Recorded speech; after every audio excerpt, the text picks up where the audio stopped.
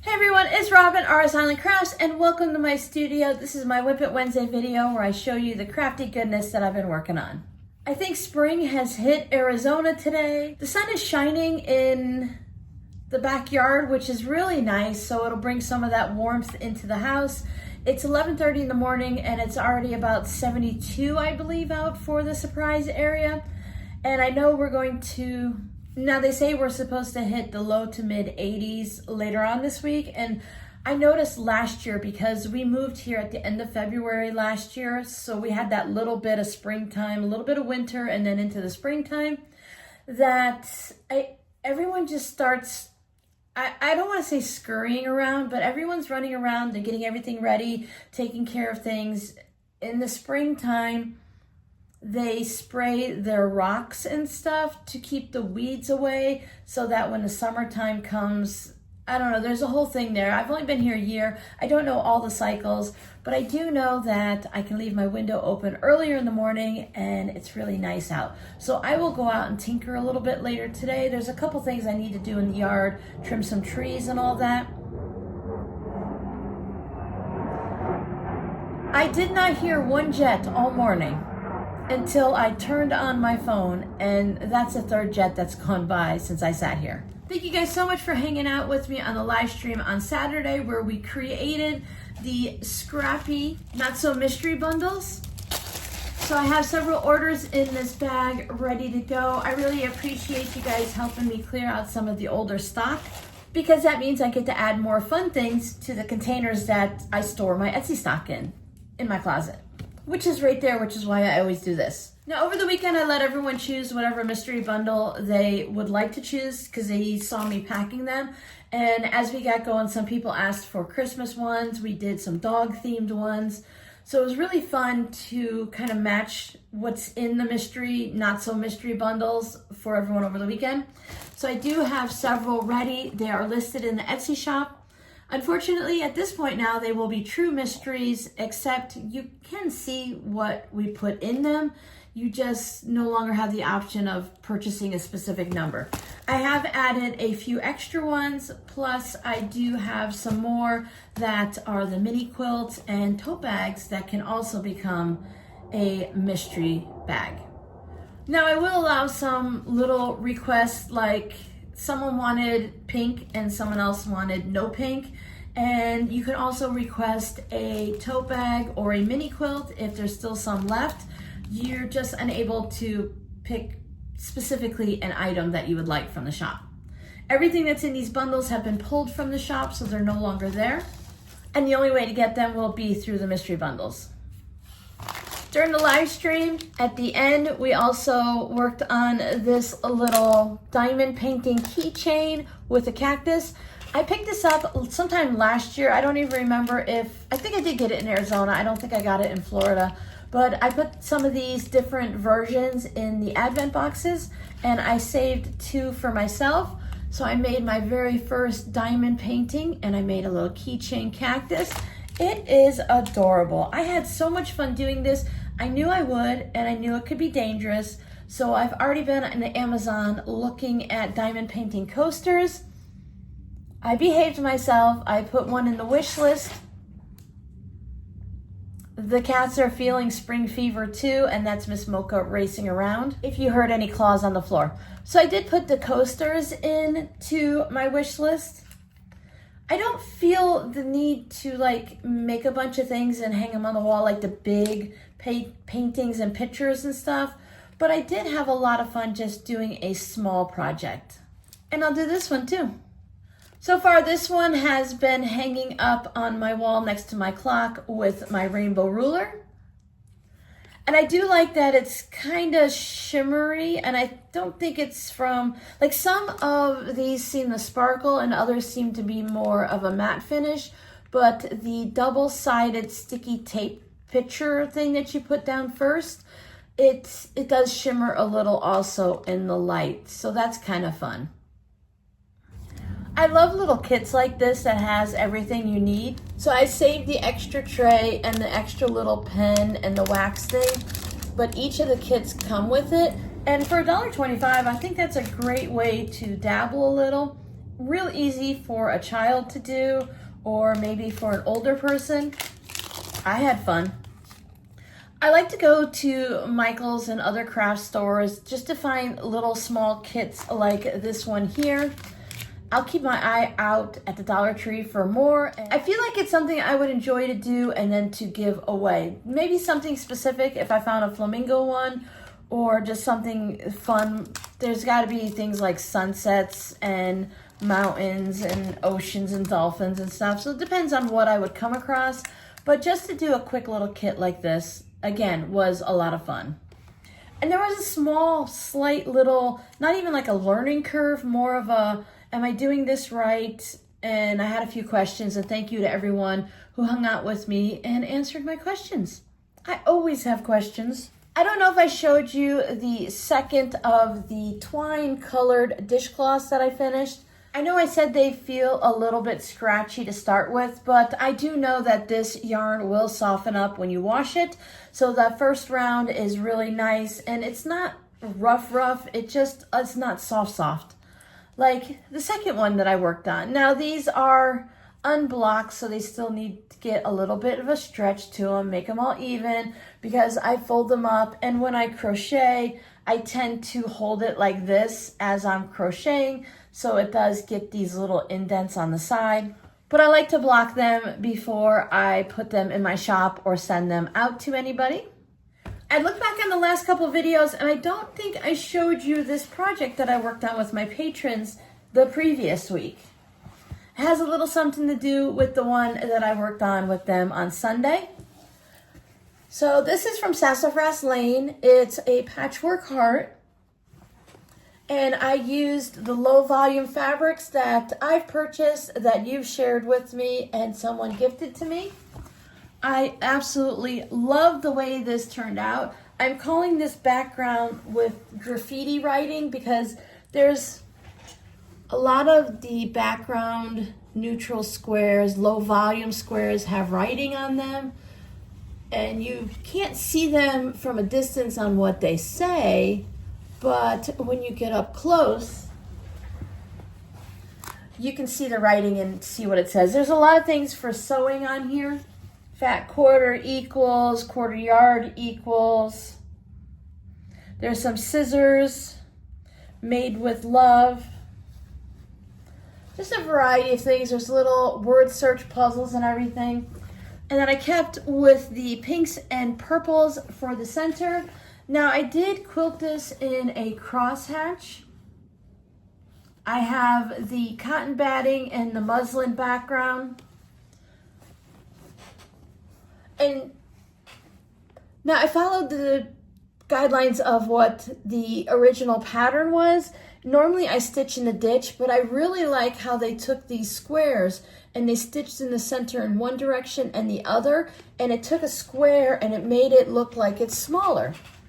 So it looks more pixelated than it is, especially in the background, because it cut everything into fours.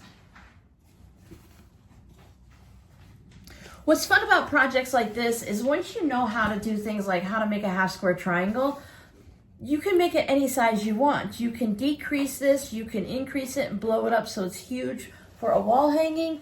But this one, I believe it ended up being about 18 inches. So I think I'm gonna turn this one into a tote bag. Yes, it's 18.5 inches.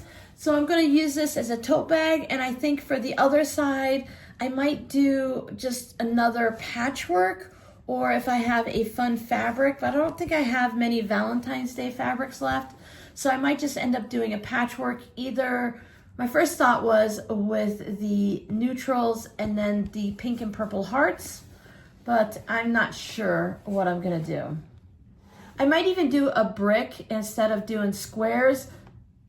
I have an idea. If I do it, I'll show it to you and explain what I did. Whenever I find projects like this for my patrons or myself to work on blog posts, I always go through and I check all the different things. Now, Sassafras Lane, I used to follow them all the time when I was reading blogs before we started, getting hooked on Instagram and YouTube and stuff. And I would just follow from blog post to blog post, from person to person. But whenever I find something like this that I enjoy, I like to look at other things that they've made in the past, because some blogs They go back to 2005, if not earlier. And that led me to find out that this is part 2 of a heart. She'd originally made a heart in this way and then decided to make it in that version. I absolutely love the little squares and the half square triangles, but I loved the way this heart looked, specifically the background colors. So her original heart had this wine burgundy color in the background, and then she had the pinks, oranges, and corals for her hearts. But I had this charm pack that I picked up from Missouri Star. So this is Soft Dawn 5-carat gems from Wilmington Fabrics. It's hard to read, and I think it's Wilmington Fabrics. $42 for a pack. But I loved how this reminded me of Easter, and like when you take the lighter colored chalks and you color the chalkboard and then you wipe it down or something like that. It just has all of those pastel colors of chalk. And I put it against the layer cake that Missouri Star shared with me in probably their February box. So I thought it was really a good find for this. And I just love the way this is looking. The pastel chalk look, that kind of faded, dusty look against the wine burgundy color down there. I just love it. It just looks so great. Now I need to turn this into a wall hanging still, and hopefully I have just enough of this to get me around at least 3 sides of this, and then I will put something else for anything that's missing, and then at some point it will go into the shop. I know I love it, and it would look great hanging on my wall, but I don't need to keep everything I made. I just need to enjoy the process of making it. Plus, I like to go back through my Instagram or my videos or on my phone and just see some of the older projects that I made, and then I can reappreciate them.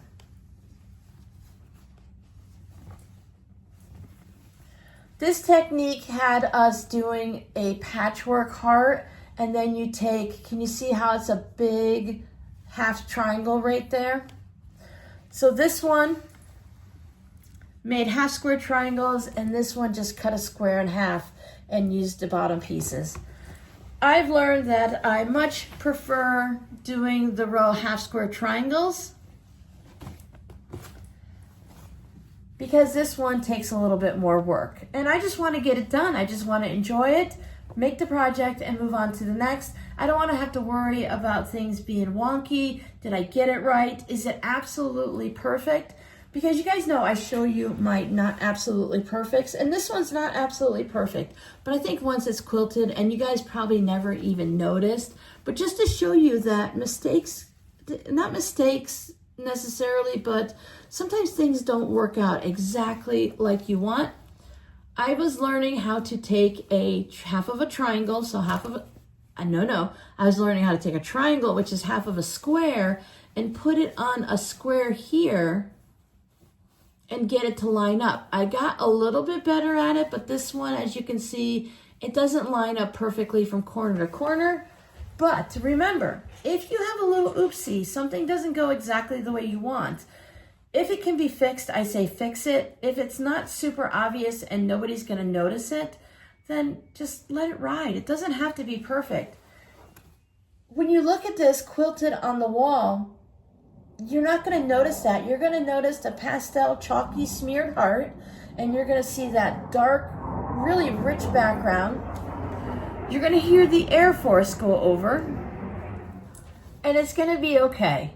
The planes will fly by, the sky will be quiet again, and even if your project looks like this, because this is the way I push the seam up that way and that way, it makes it look super wonky. But even if it has that little bit of wonk, really, even when you post things online, I see a lot of people on Facebook, can you see my mistake? I zoom into that picture and I look everywhere and I never find a mistake most of the time. It's not noticeable. And I say these things so that whether you're just starting out quilting or you've been doing it for 40 years, 60 years, things happen like this.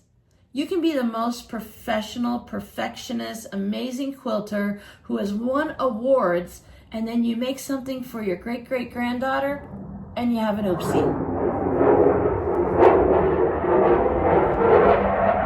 flying low this time. I normally edit all this out, but I just thought so you can hear what the jets sound like. Other than when I'm making videos, I kind of enjoy it.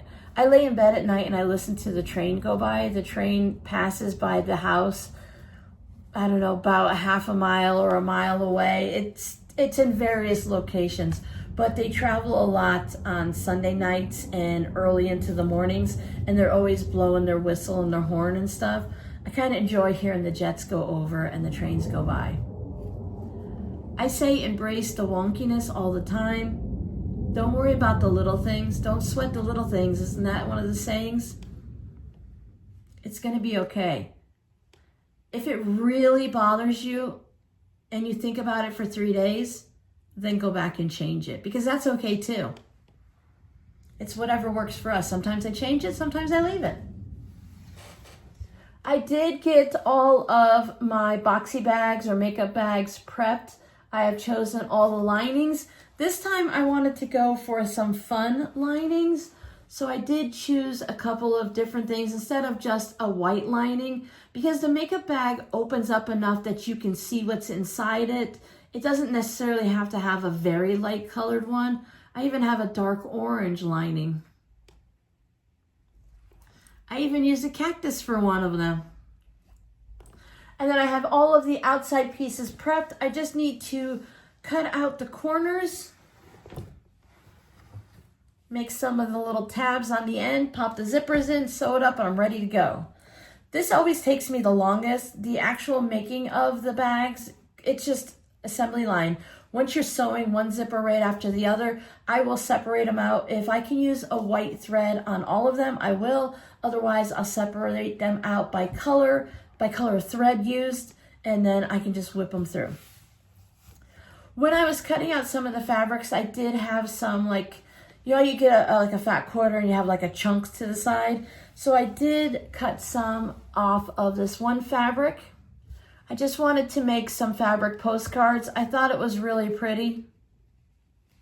So if you're one of my patrons that's going to be getting a fabric postcard in the month of April, yeah, I had to double check. April comes after March, Robin. I have these coming. I need to quilt them and then turn them into the postcards. I only want to do a little bit of light quilting on them. I also thought about, since I have time, maybe sitting down and adding a little embroidery floss to this. I could take a little bit of pink embroidery floss and make some just little marks, or add some French knots to it. Maybe outline the green flowers. And that's a really great way to do it for zipper pouches or fabric postcards. You can just add a little something to it. You don't have to do a whole entire design. You can just do a little stitching. And for those of you that are really great with free motion quilting, you can just stitch a little bit, maybe follow the rose design or add some feathers to it, do a little on the green flowers. Add a little extra touch to it that's going to make it a little extra special without having to do an entire project. Now, when you're doing things like mini quilts or zipper pouches and tote bags, it's really easy to add buttons and rickrack and lace and beads. Fabric postcards are a little different, because if you're mailing them, they need to be less than 1/4 of an inch thick. Unless they're going into a package or something, but just to mail them, you have to be 1/4 of an inch thick or less. And they have to weigh less than 1 ounce unless they're going to Canada. And for some reason, Canada, you can have 2 ounces. Still has to be less than 1/4 of an inch thick. So I'll continue working on those this week, and I'll work on the boxy bag makeup bags. I have my green planner, so that means we are ready for our scrappy word or scrappy question of the day. I had fun last week listening to what everyone was going to choose for cookies, whether homemade cookies and what their favorites were, and things they bought at the store. I like that little combination, or that little in-between spot where you don't want to buy like Oreos, but you don't really want to make a bunch of cookies yourself. The bakery is always a great place to go. I know our Publix bakeries back in Florida make amazing cookies. So I'm going to continue with the random food questions this week. And if you drink milk or have drank milk as a child, we always said if it's just a white milk, it was vanilla. And then you had chocolate and strawberry. I always loved the Nesquik strawberry powder to mix in. I've never been much of a fan for the chocolate milk. I don't mind it if it's mildly chocolate, but I was never one to take the Hershey syrup bottle and go like this in my cup of milk and make it super chocolatey. So for me, I do enjoy milk. I am a little bit of one of those weirdos that I like my milk ice, ice, ice cold. So when I was a teenager and younger, when we had milk at the dinner table, I would put an ice cube in mine because it was never cold enough. I do keep my refrigerator a little on the cooler side, so my milk does come out nice and cold when I want a glass of milk. But sometimes I still add an ice cube. If you're looking to build your own Advent box, please check out my mystery bags or bundles over on Etsy. I have them listed in my Etsy shop for $35 currently with free shipping. And if you hung out with me on Saturday, you'll have seen that the minimum was a $65 value, but most of the time they were up into the 70s. And I think we even hit $80 on one of them. Keep an eye out for an upcoming tutorial that I mentioned on the live stream. I will be taking the Gypsy Quilter Cozy Bowl template. I love that it has the rounded bits up here.